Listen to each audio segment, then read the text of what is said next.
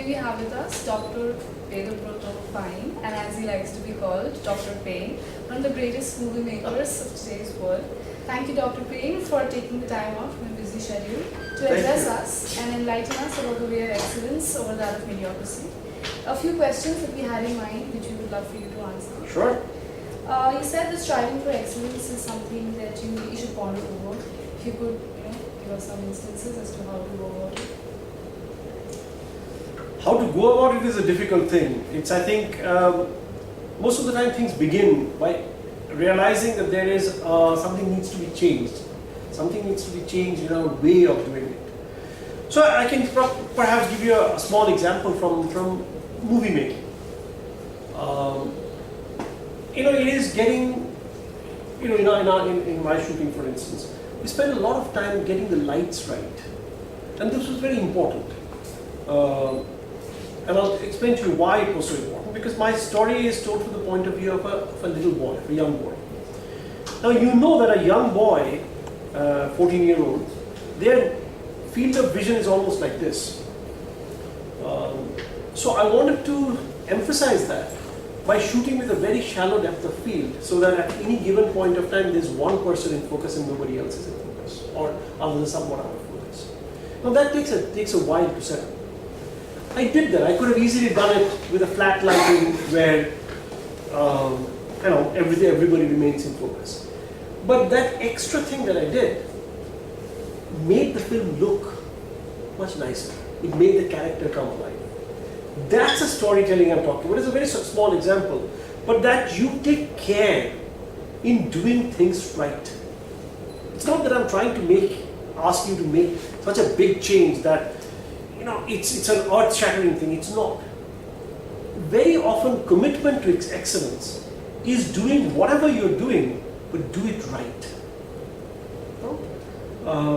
I think I've told many times that very often the difference between somebody, a technician working in America versus a technician working here, is that here you're much more interested in just getting the work done, versus there you take care, you take pride in your work. I think probably this is one of our post-colonial hangover. We don't take pride in our work because probably we feel that we are not going to benefit out of it anyway, and that's probably the difference. But I don't know what the sociological issues are.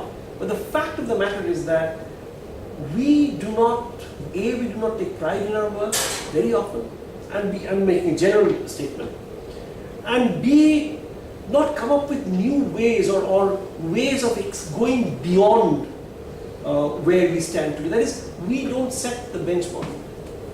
We are very used to saying, okay, we can go to maybe 25 or 50% of the benchmark of the international standards.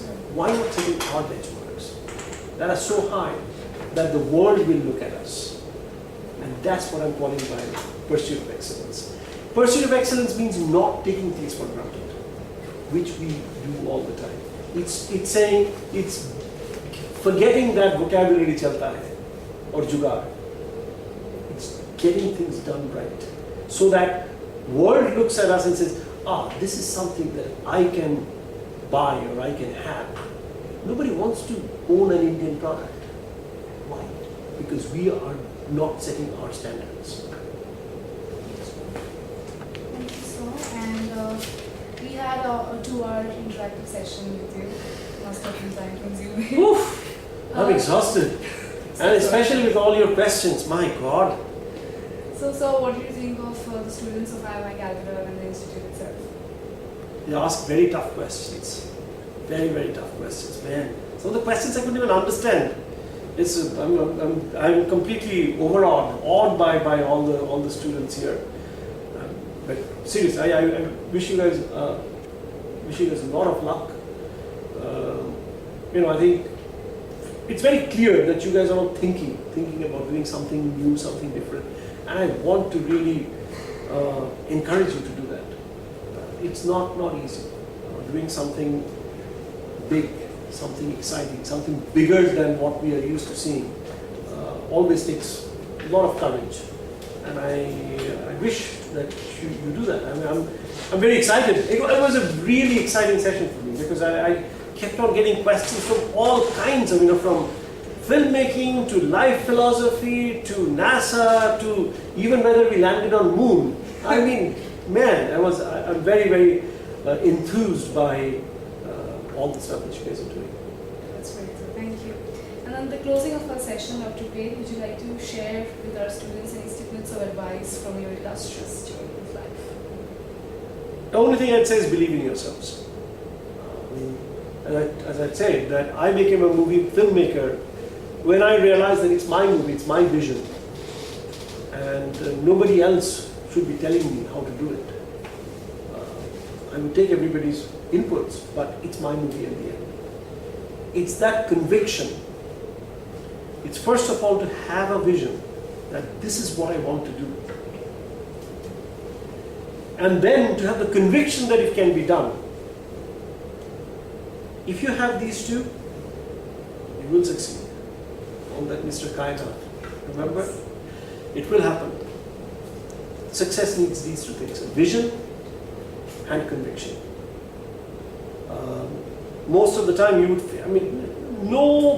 no big thing, no great thing happens without problems, without obstacles, without almost failing. Oh, welcome failure. That's the way of it.